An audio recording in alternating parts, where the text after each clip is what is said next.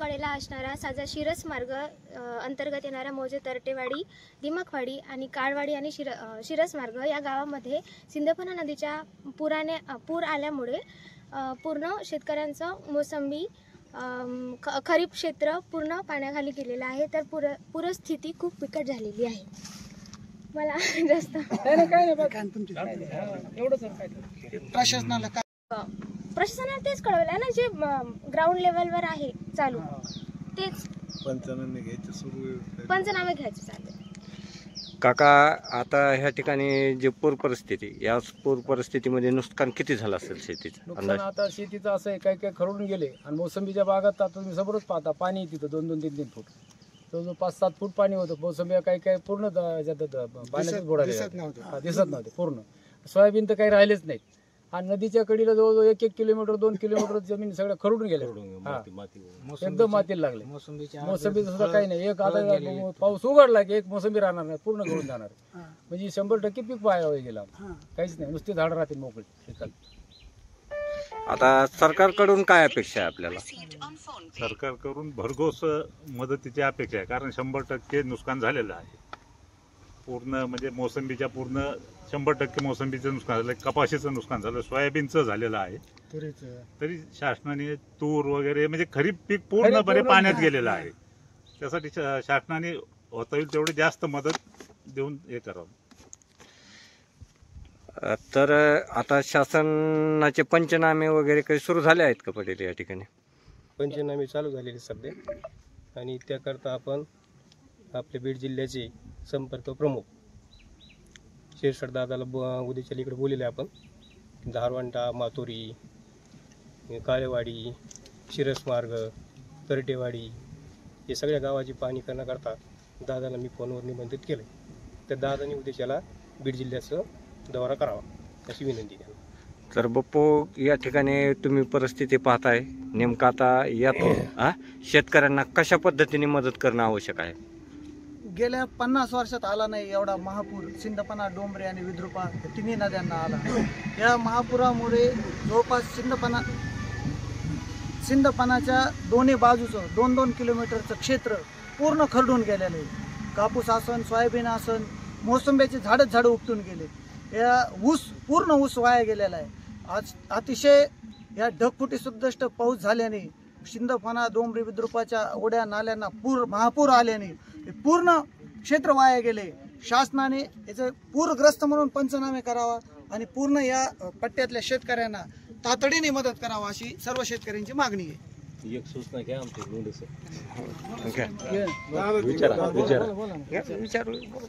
आता हे जे खूप असं मोठं नुकसान शेतकऱ्यांचं झालेलं आहे, शासनाकडे आमच्या शेतकरी वर्गातर्फे एकच मागणी राहील की त्यांनी सरसकट कर्जमाफी ही द्यायला पाहिजे। आता शासनाने जे गोरगरीब सगळ्यांनाच, जे नुकसान तर झालेलंच आहे, पण कर्जमाफी करण्याचं शासनाला आता खूप मोठी संधी आलेली आहे आणि अडचणीत सध्या सगळं आपला बळीराजा सगळ्या अडचणीत आहे।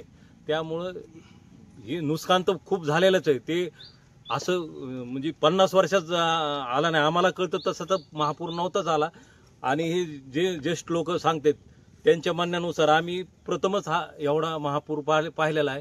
आणि शासनाला एकच विनंती राहील सगळ्या शेतकऱ्याच्या वतीने, व तुम्ही बळीराजाचं कर्ज माफ करावं। जे कोणाकडे असेल ते सरसकट, काय 1 लाख, 2 लाख, 3 लाख, काय तुम्हाला म्हणजे कुठला क्रायटेरिया ठरवायचा त्याप्रमाणे, पण तातडीने जे पूरग्रस्त भागात आलेले आहेत, समजा मग मराठवाडा पूर्ण असेल तिकडं, ते कळम म्हणजे ज्या ज्या ठिकाणी पूर परिस्थिती झालेली त्या ठिकाणी सर्व शेतकऱ्यांना न्याय द्यावा हीच एक विनंती आमची सरकारकडे राहील।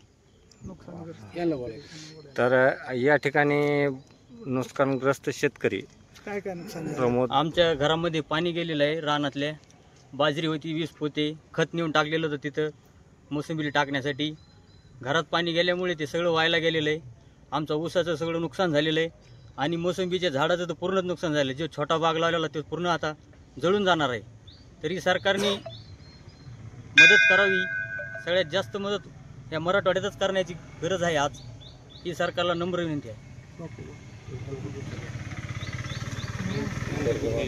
कर्जमाफी शेतकऱ्यांना मिळायला पाहिजे, आणि जी काय आता सध्या पूर्ण खर्च होऊन चुकलेला आहे. जे हातातोंडाशी पीक आलेलं आहे शेतकऱ्याला नुसते काढणीचीच बाकी होती, तोपर्यंतच निसर्गाने त्याच्यावर घाला घातल्यामुळं शेतकऱ्याच्या तोंडचं पाणी पळालेलं आहे. त्याच्यामुळे शासनाने भरघोस अशा पद्धतीने नुकसान भरपाई द्यावी. या ठिकाणी मानकापूर येथील शेतकरी बाळासाहेब शेरकर आपलं मनोगत. त्याने शिंदपणा पट्टा हे सगळा पाण्याखाली गेलेला असल्यामुळं आणि पूरग्रस्त अशी शासनाने नोंद घ्यावा. बाकी काही नाही, शेतकऱ्याला एक मोठा दिलासा म्हणून त्यांनी मदत द्यावा आहे एवढी नम्र विनंती करतो. तर आपण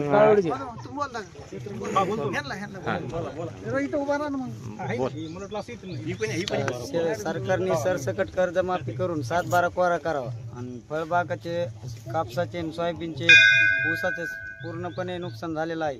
तरी सरकारने होता येईल तेवढे 100% नुकसान भरपाई द्यावी. माझी शासनाला कळकळून विनंती आहे की मी एक अल्पभूधारक शेतकरी आहे. माझी पूर्ण मोसंबी पाण्यात गेली आहे. शासनाने माझी एक विनंती आहे की शासनाने सर्व शेतकरी समान आहे, सगळ्यांना सारखी मदत द्यावी आणि जेवढं होईल तेवढं आमच्याकडे शिरसमार्ग असेल, काळवाडी, तरटेवाडी, जे शिरसमार्ग पंचकृषी असेल त्यांच्याकडे सगळ्यांनी सारखं हे करून आम्हाला लवकरात लवकर मदत द्यावी ही आम्हाला शासनाकडे कळकळीची विनंती आहे. डॉक्टर बोलायचं का? डॉक्टर नाही बोला ना. बोलले सर्व बोलले.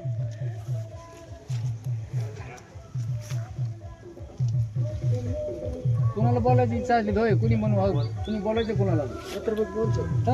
होय. तरटेवाडी, शिरसमार्ग, काळवाडी हे सगळं पूरग्रस्त मध्ये गेलेलं आहे.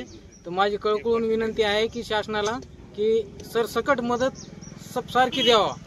आणि मोसंबीचं क्षेत्र जास्त, मोसंबीच्या क्षेत्र जास्त असल्यामुळं मोसंबी काहीचे गेलेली बाग आहेत, काहीचे नाहीत, तर पण पूर्ण काहीच राहिलेलं नाही सध्या मोसंबीला.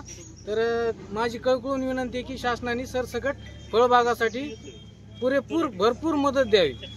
किती एकर मोसंबी? माझ्याकडे 4 एकर मोसंबी. शासनाकडून एकरी किती अपेक्षा आहे तुम्हाला? हेक्टरी 75,000 रुपये तरी कमीत कमीत माझ्या हिशोबाने द्यावा आणि जास्तीत जास्त 1,20,000 रुपये द्यावा. ओके.